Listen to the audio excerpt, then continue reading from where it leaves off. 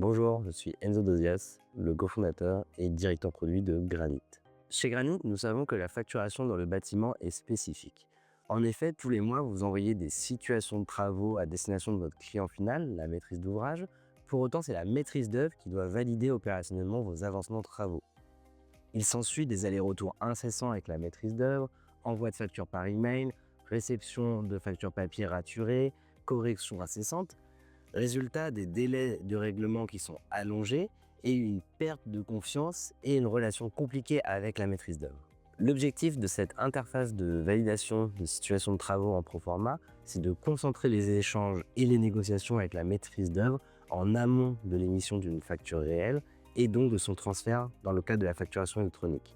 De cette manière, on évite les allers-retours incessants, on évite de modifier une facture a posteriori, ce qui ne sera plus possible dans le cadre de la facture électronique, et on évite également la création d'avoirs successifs. In fine, la validation en amont de l'émission d'une facture va permettre de fluidifier vos relations avec la maîtrise d'œuvre, avec la maîtrise d'ouvrage, et de vous faire payer plus rapidement, ce qui est un enjeu très important de trésorerie pour les PME du bâtiment. Nous sommes au sein du chantier Rénovation Parc de Kellerman et nous allons nous intéresser à la génération des situations de travaux. On voit que sur ce chantier, j'ai déjà réalisé 2 situations de travaux et je suis en train de réaliser la 3e situation de travaux. Elle est actuellement en statut brouillon et donc je suis en train de la créer et je vais vouloir faire valider ces avancements de travaux avec la maîtrise d'œuvre. Historiquement, je pouvais envoyer par email directement la situation de travaux avec le PDF. On allait avoir des allers-retours basés sur ce PDF, des échanges de mails ou des appels avec l'architecte. On va voir comment intégrer le lien de validation publique au sein de ces emails. Donc là, j'ai directement une proposition pour aller modifier mes templates d'email. Je clique dessus et ici, je vais pouvoir créer un nouveau template d'email. Vous allez voir que dans ce nouveau template d'email, j'ai rajouté une variable qui s'appelle lien public. Ici. Le lien public va directement générer une URL dynamique accessible uniquement pour cette facture, pour ce chantier, que le client pourra consulter.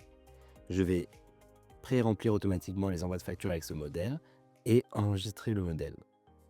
Pour pouvoir avoir un usage plus fort de ce lien de validation, je vais également aller dans les documents PDF, au niveau de la configuration de mes PDF, modèle de facture, et je vais activer le QR code sur les factures. En activant ce paramètre, je vois qu'un QR code se rajoute automatiquement sur les factures PDF que je crée. Ce QR code peut être scanné ou cliqué et il va rediriger vers l'URL publique. Je modifie ces paramètres. Ces 2 éléments vont permettre de s'assurer que le lien public est consultable et visible par la maîtrise d'œuvre. Si je reprends maintenant mon chantier Kellerman, donc je vais le retrouver ici, on va reprendre la situation numéro 3.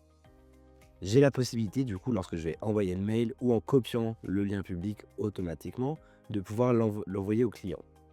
Imaginons qu'ici, je copie le lien et que le client a cliqué dessus.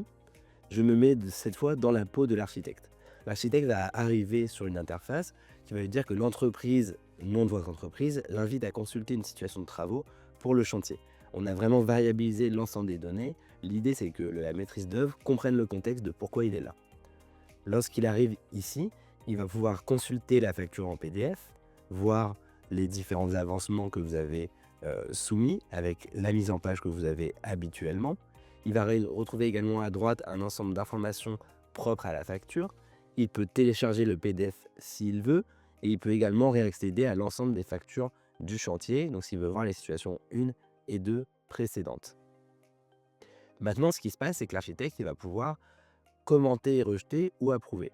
Dans le cas où il l'approuve, cela va vous envoyer une notification par mail pour vous dire que l'architecte a bien approuvé la situation. Ça vous conforte dans le fait d'émettre une facture finale et de la transmettre à la maîtrise d'œuvre et à la maîtrise d'ouvrage en vous assurant qu'elle sera acceptée plus rapidement et donc payée plus rapidement.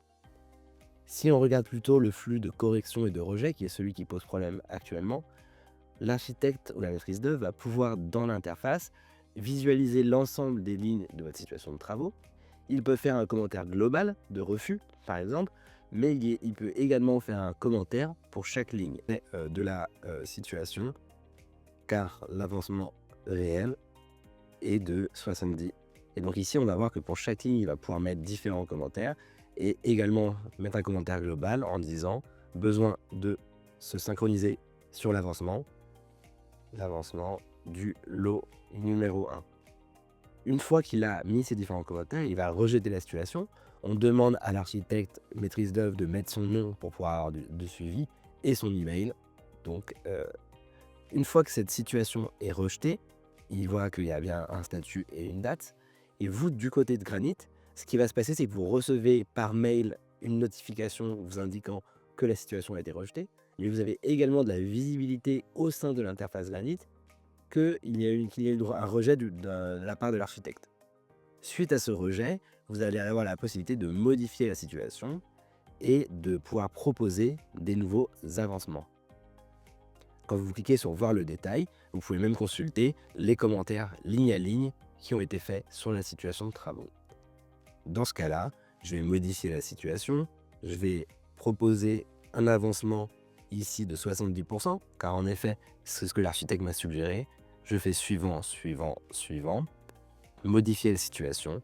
Ça va me générer une nouvelle version de situation pro forma que je vais pouvoir renvoyer au client ou à maîtrise d'œuvre si je souhaite avoir une nouvelle validation, ou alors directement la transformer en facture finale si je le souhaite.